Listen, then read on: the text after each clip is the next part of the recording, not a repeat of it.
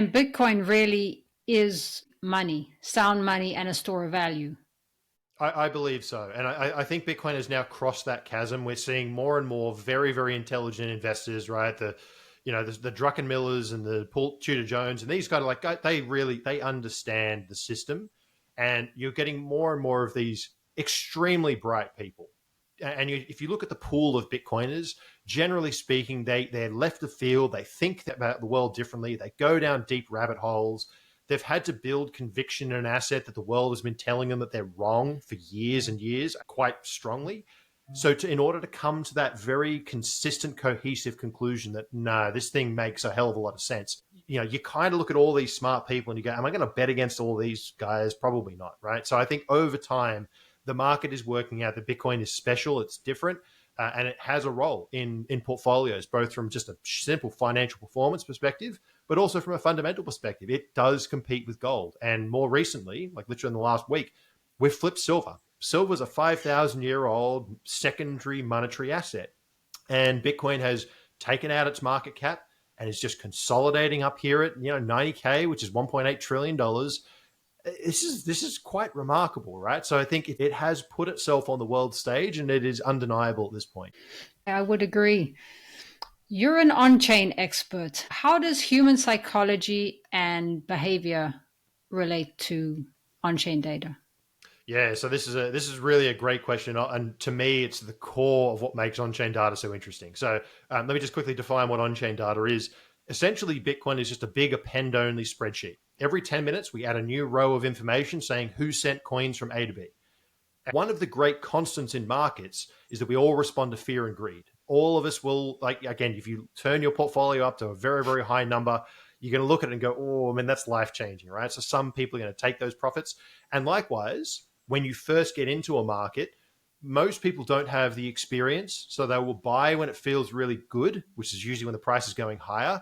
They'll hold it when it's going down because they're afraid of taking the loss. But then the loss will get so bad that they go, I'm done. I can't deal with this anymore. And they sell everything. And ironically enough, everyone seems to do this at the same time. So markets are all about herd behavior, both on the up legs and the down legs. There's a transfer of wealth from the smart money to the dumb money, and then from the dumb money back to the smart money in bears. And all of this we can see in the on-chain data. So we can really paint a very clear picture of human beings getting very greedy when it's exciting, getting very fearful when it's terrifying, and like their actions in the on-chain world really reflect that behavior. Do you think the 4-year cycle is going to continue? Oh, great question. Ironically enough, it seems to just be continuing. If you look at the chart, there's a great one that kind of plots out each cycle since the cycle low and how it's performed. It's like dead center in the last 2 cycles. It's uncanny. It's really, really quite strange. If there was a time for the 4-year cycle to break, this is probably it. Higher interest rates, slightly, the macro economy is evolving and changing. We've got ETFs, we've got derivatives, we've got like all these things. It could be different. But also, I kind of hold the other view that it's probably going to continue until it doesn't. Now, what I don't do, and I think this is really important, a lot of people will anchor, and there's a lot of biases that we have in markets, and one of them is called anchoring bias. So I see a lot of people say, oh, it's going to top out in December 2025, which means I'm going to sell in November. By the way, that's good. Have a plan. Know what you're going to do. However, if you anchor to it's going to get to 400K and it's going to happen on November 2025, you will probably get to October and the price is 300K and it starts to top out and you can anchor to but it's not 400 yet. And you will start to convince yourself that that's not going to happen. And people can anchor to the wrong thing. So what I try to do is avoid anchoring myself to the 4-year cycle and saying this must happen. It might, it could, I'm going to assume it won't and might at the same time, right? So you kind of just like let go of this bias that is it useful? Not really, right? In many ways, I want to look at the mechanics. What if I see people selling a whole lot of coin in April next year and the price is ripping higher and all my metrics are flashing? I'm not going to look at my chart and say, but it's not 4 years yet. So I'm going to look at that and go, well, stuff your 4 years. This looks like this looks like topping behavior to me. In your book, The Price of Tomorrow, I've heard you say it could be summed up in one sentence that the natural state of the free market is deflationary. And I see a lot of people understanding that maybe TVs should come down and phones, but not everything. And 2% to 3% inflation is normal, but not 30%. So can you talk a little bit more about that? Yeah, it's just the paradigm that people are living in. So they're measuring through the US dollar, and so they think some things are going up and some things are going down. They're measuring through a fiat. They're measuring through a piece of paper that has no cost to produce. They're just pressing a button that's stealing people's energy and time, and measured against the piece of paper. I coined this quote, kind of the abundance in money creates scarcity everywhere else. Scarcity in money creates abundance. So abundance in money creating scarcity. If you can just print more pieces of paper at will with no cost to you by doing so, then all prices relative to the piece of paper go up. And so what you're now measuring inside that is what you're saying, well, computers are falling versus that. And digital things are falling, calculator app and other things are falling relative to the piece of paper, because Moore's law and the technology is moving so fast in some of these areas that it's even against that piece of paper, it's still falling. But the piece of paper then is houses and food prices and physical things. It's pushing those things up. And so people are confused that all prices, energy prices energy prices are lower against something that's outside of that system. So Bitcoin, if you priced energy in Bitcoin, you would see energy prices falling at similar. You'd see house prices falling at similar. But you'd have to be able to see that, you'd have to have something outside of the system that wasn't inside measuring everything. And most people are inside that system measuring. And when they're converting Bitcoin to US dollar to measure, they're reinforcing they're inside the system. Effectively, they're screaming, hey, I'm still in the system too, and I want Bitcoin price to go up. Right? That's what they're doing, instead of understanding if it is a protocol chain, if it is a protocol bounded by energy, and if it stays decentralized and secure, it doesn't care about the piece of paper. It doesn't care if you want to price your house in the piece of paper. It doesn't care about all of the actions in building bigger and bigger government that want to take your individual rights and freedoms through the piece of paper. It doesn't care. It's pricing the free market falling forever. And all it has to do that is stay decentralized and secure. It's repricing that entire thing. But why this is, by the way, you mentioned a couple things even in the book and why they could predict. When you just said the natural state of the free market is deflation, and I haven't had anybody argue with me on that. But most people do exactly what you just did, drove the question. And even most people reading my book did the same thing. Yep, totally. And then go back to the other system or use the other system to measure. And this is the insight that almost changes you. Once you realize that that's true and it's incongruent with the system that we lived in, it's incongruent. There cannot be both. There can be both for a matter of time while one extracts more and more energy and centralizes further. There can be, but these two systems are incompatible together. One frees us and takes us on an entirely uncharted journey to truth, hope, and abundance for 8 billion people, and one enslaves us. You wrote, slowly then suddenly we transition to a Bitcoin standard. Humanity will transition to a higher consciousness. Only sovereign individual will survive, adapt or die. I have gone on a long journey in the last 2 years, and it's probably fair to say I've done a 180-degree turn. So I'm a very social person. And not that I've really voted much in elections because we've always moved around the world, but I would say that I tended to be more, if I was going to place myself on a political spectrum, I would have probably placed myself left of centre regarding social. And the more I go down this Bitcoin rabbit hole, and the more I think about how the world works, I believe that what the social state has caused is a dependence on government and a move away from people helping people.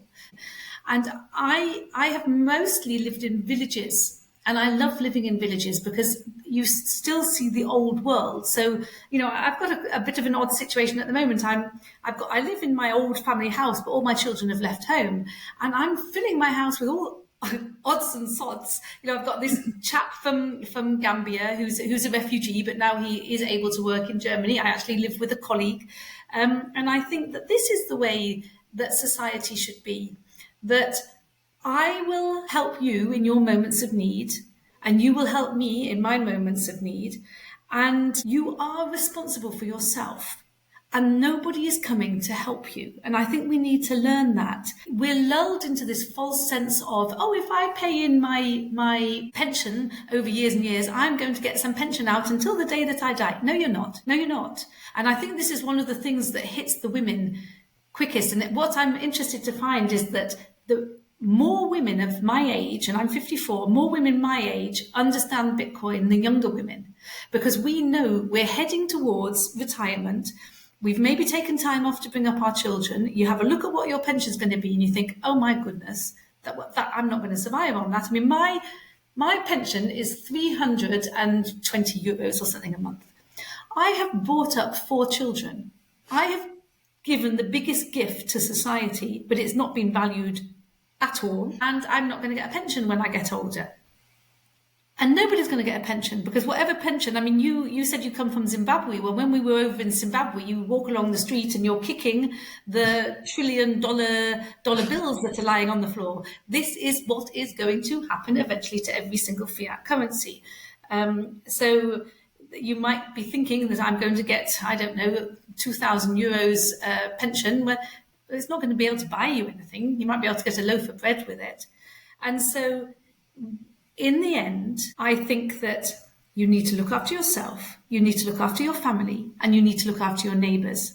And if we all did that, this would actually be a really nice world to live in. And you think that Bitcoin is that world, because Bitcoin promotes self-sovereignty, Bitcoin is an honest system, whereas what we're living in now, we don't know exactly what's going on. We don't know how much is being printed. Bitcoin is a much better world.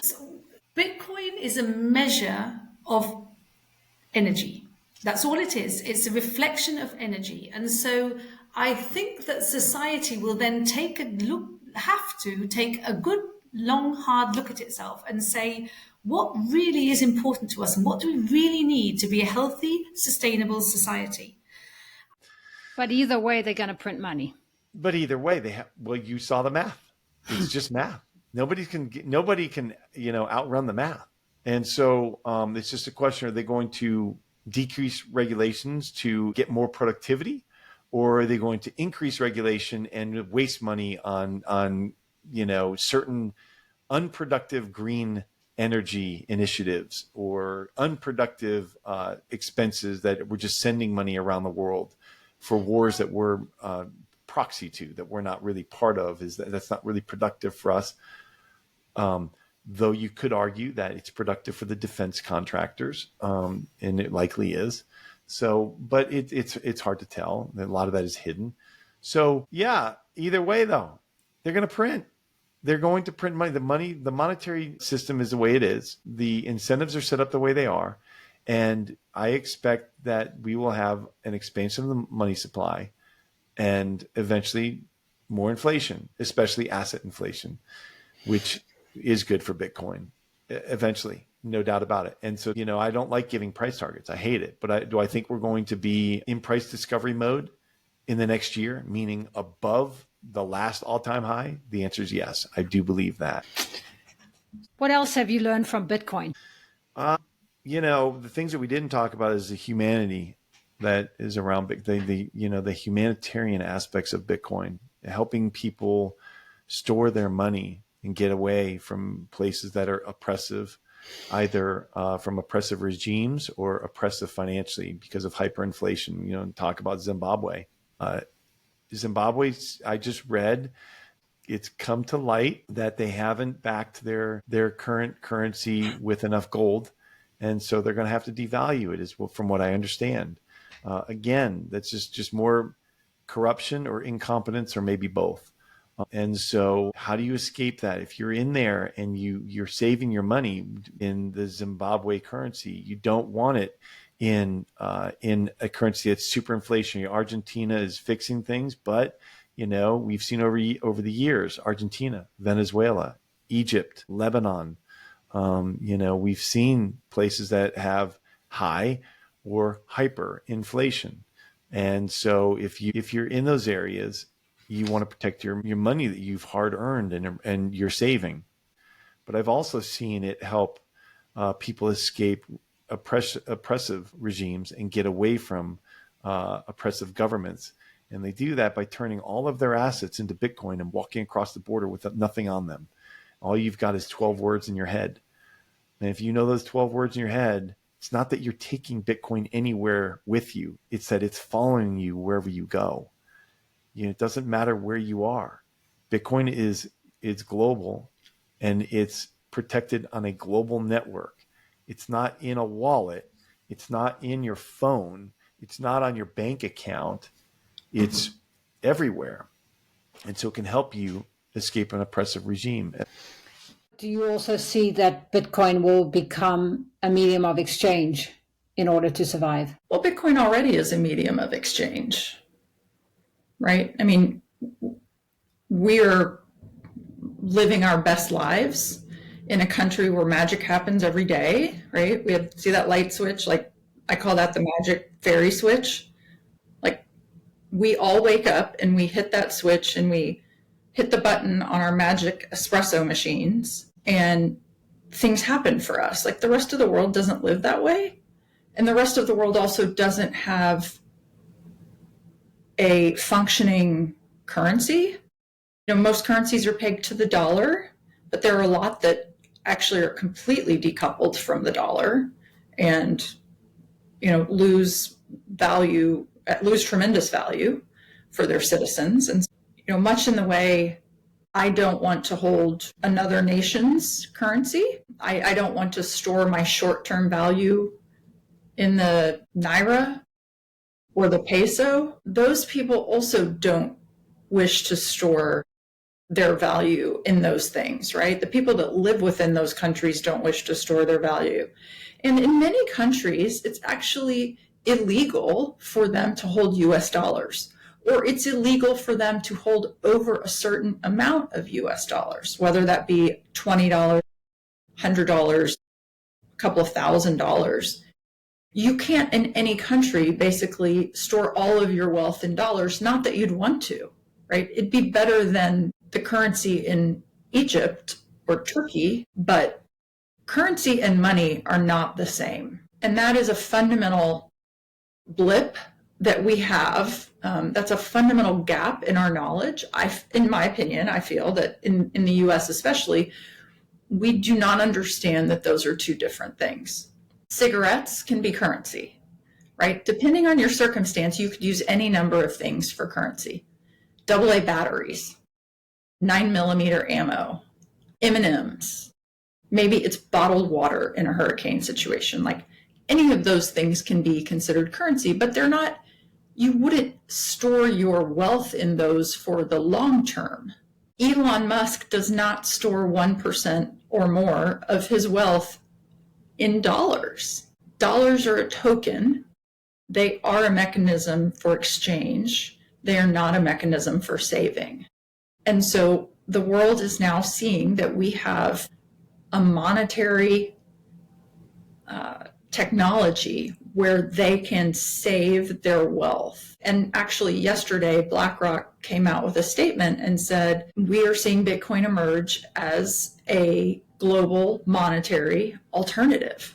Like, that's very significant. The page has turned. They've gone from getting the ETFs approved and making it an investable asset to now making a statement that it is a global monetary alternative, not a global currency alternative, a global monetary alternative. Money is something that lasts forever, right? A money that lasts forever. Good money is like gravity. Its qualities are preserved forever. Yeah, that's quite incredible for BlackRock to say that. Hugely incredible. You brought up the Federal Reserve, and you and I were talking. You just read The Creature from Jekyll Island. I'm still reading it. Tell me what were some of your biggest lessons? It's a book I probably need to read, many more times. The first thing that it's a bit of a tongue in cheek, but the first two things you need to understand about the Federal Reserve is that one, it's not federal, and two, it has no reserves.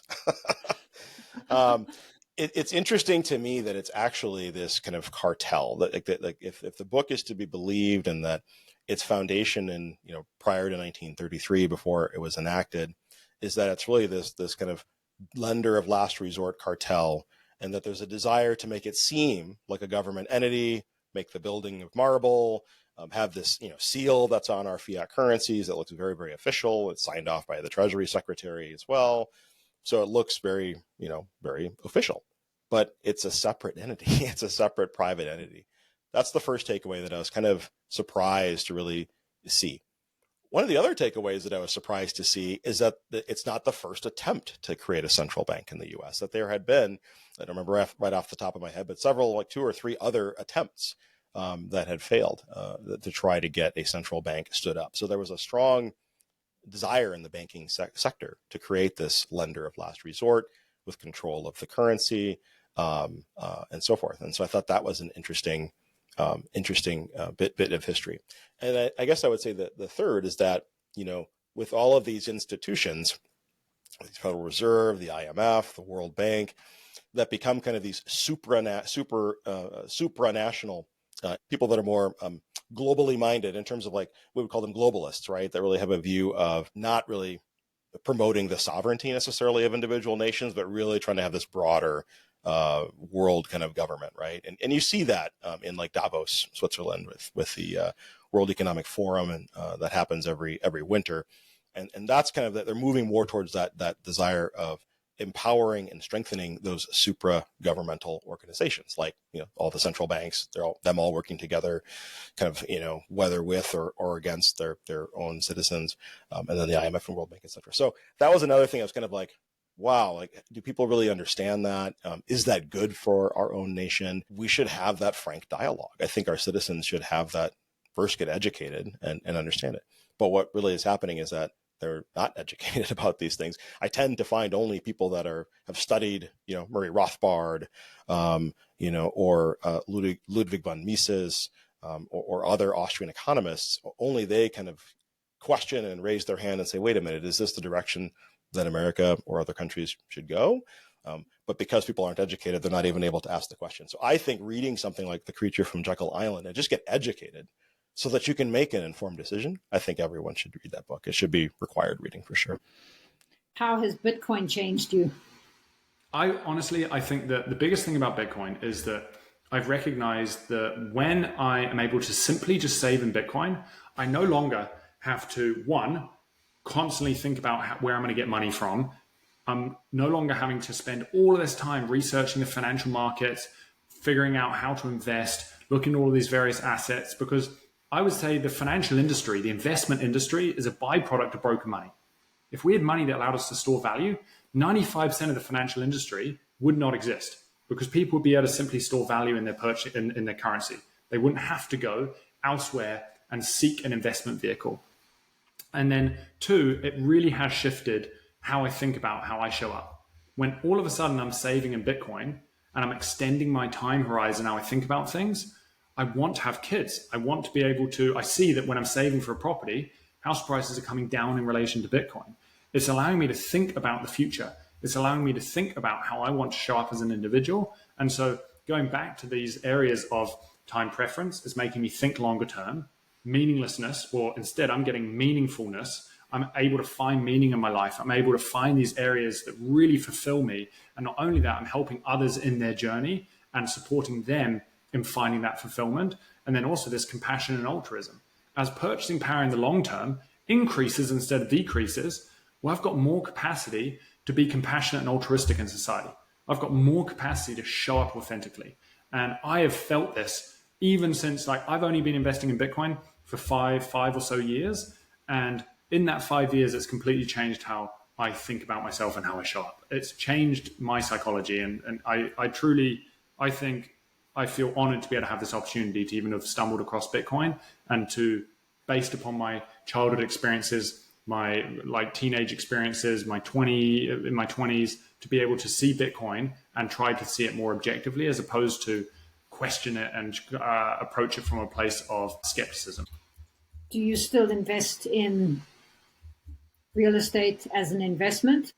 I have one little long-term rental property left, and I sold all my other properties and rolled it all into Bitcoin. And the reason why I did that is because, like, when you're looking at real estate, the long-term returns of real estate, of course, they're great. What are they, like 7% on average over the last 100 years? Real estate has returned, and in other areas, like where I live in the Sea to Sky Highway, which is Vancouver up to Whistler, because it's a very desirable location, it's quite a bit higher than 7%. But when you're looking at Bitcoin, which over the last 10 years has annualized 50%, nothing can compare to Bitcoin. And on top of that, you're not having to deal with property management. You're not having to deal with tenants destroying the place. You're not having to deal with property taxes. You're not having to deal with basically all of just the headaches of taxation. So effectively, you're able to remove all of that and just save in a single thing, a currency that just appreciates over time. And I can store myself. I don't have fear of seizure. I don't have fear of government increasing property taxes on my property. And so I think that in the long term, Bitcoin has been able to just massively increase my peace of mind. And I'm increasingly seeing a lot of real estate investors add Bitcoin to their portfolio, whether that is by selling real estate and buying Bitcoin, or whether that is maybe instead of putting 30% down on a property, putting down 20%, putting that 10% in Bitcoin as a hedge. And that hedge then protects the portfolio in the event that real estate was to take a shock. Or if Bitcoin appreciates over time, their debt to asset ratio, when you combine real estate and Bitcoin, the debt to asset ratio falls at a much greater rate than just real estate appreciation. So do you think Bitcoin can change humanity?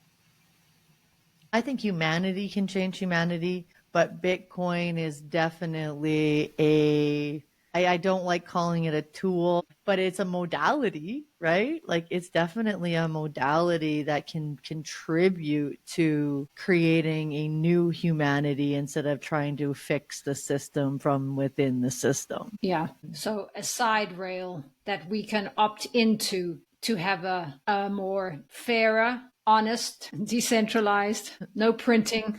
I always think I'm like, right, while we're still using fiat, we can buy Bitcoin and like use our dollar to support what we want to see more of in the world. And I think by buying Bitcoin, that can change humanity because it's like really speaking such a powerful message to everybody in charge. Has Bitcoin changed you spiritually?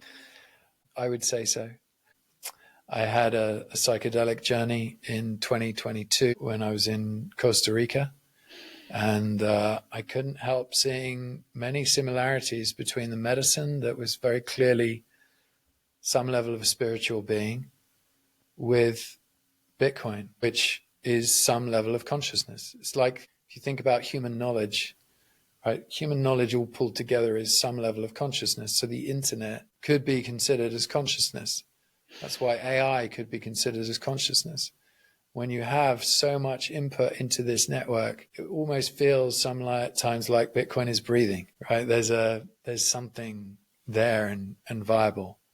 I think that Bitcoin is a gift to humanity. I think it does take people on a spiritual journey. I think psychedelics are also a gift to humanity. It can help you see issues with yourself that you've never quite understood. It's very hard to be objective with yourself. So introspection can be challenging. And I think psychedelics sort of take you on that journey much faster. And I think Bitcoin also takes you on a journey.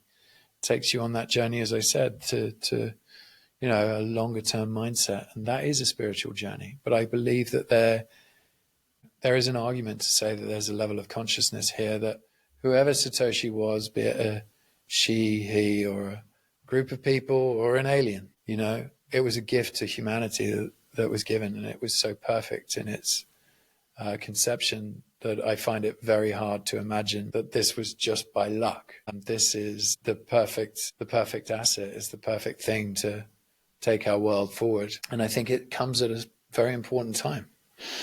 The fact that it was launched literally as Lehman was collapsing. And that is just crazy. Why is there such a high correlation between Bitcoiners and people that are kind of industrious? Whether that means they're an entrepreneur or they're somebody that works hard and just does extracurriculars, like they work a 9 to 5, but they also are doing a Bitcoin podcast, or they wrote a book, or they have a blog. Why are they such industrious people?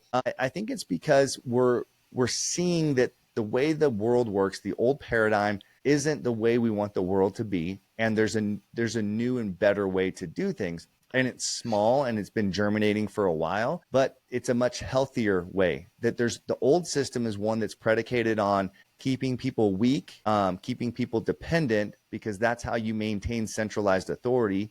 And the parallel system is one of decentralization. And you can only have decentralization, and you can only have it last for forever. You can only have it kind of continue in perpetuity if those who are in that system are self-sovereign, if they can take care of themselves. That means they're healthy, they're resilient, they're capable, and in the event that something bad does happen, they're economically resourceful. Tell me about what freedom means to you. Freedom is doing what I want, whenever I want, with my own money that I keep by myself, without needing to get permission from anybody, without needing authorization with anybody, without needing to wait for tomorrow because those are the working hours.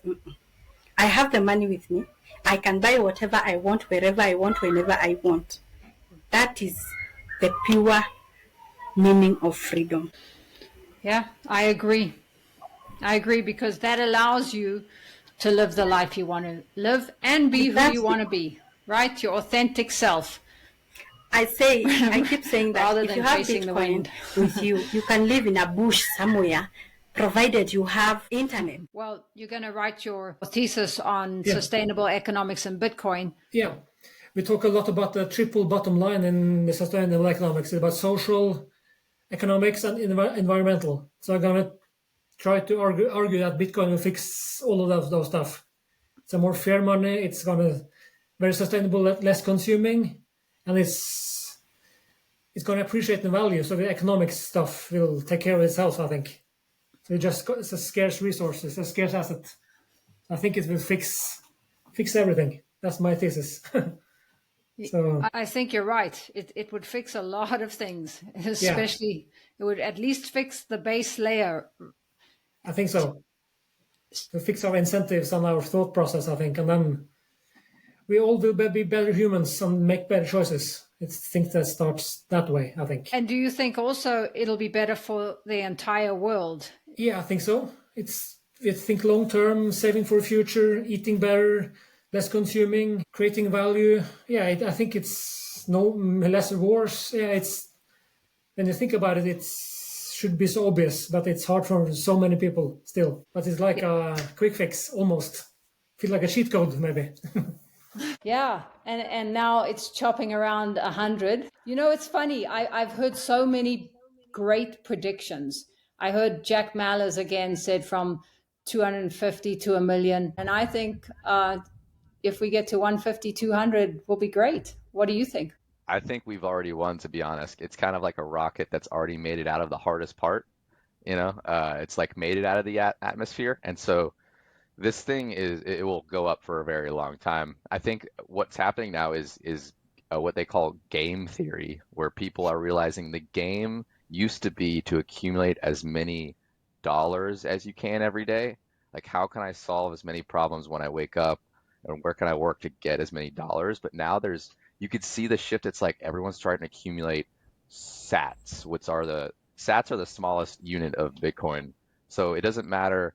I mean, we could talk about it being $100,000, but I more price my life in how many Satoshis and how much Bitcoin that I actually have every day. So it's great that it's at $100,000, but yet that's just pricing it in dollars. I think, it's just going to get way, way more. I mean, just like houses, or a rising tide lifts all boats. So this boat goes the highest because it's a real financial instrument. It's like real money. So the game theory is playing out right now. It's the way players make different choices when they see other players making different choices. So if the government's going to do something, then we're going to make our choices right now. MicroStrategy buying Bitcoins, all these publicly traded companies are now accumulating as much Bitcoin as they can. It's not about dollars. They get dollars every day from their investors and what they're selling on their product. So the theory is to get dollars and turn it into assets. But what's the best asset? The best asset is Bitcoin. So the game is to accumulate Bitcoin. And we now have discovered another finite asset. The only two to exist is your time on Earth and Bitcoin. And so it's, Bitcoin is time and time is Bitcoin. It is literally your human energy, your economic energy stored in this container that no one can steal from you. And humans cannot how can you? It seems so mind-blowing that, of course, people can't understand it. Most people are still having a hard time. It breaks people's minds all over the place. But again, in wrapping this up, it's no one's going to laying their life on the line unless they're forced to shoot, nuclear ballistic missiles or intercontinental ballistic missiles.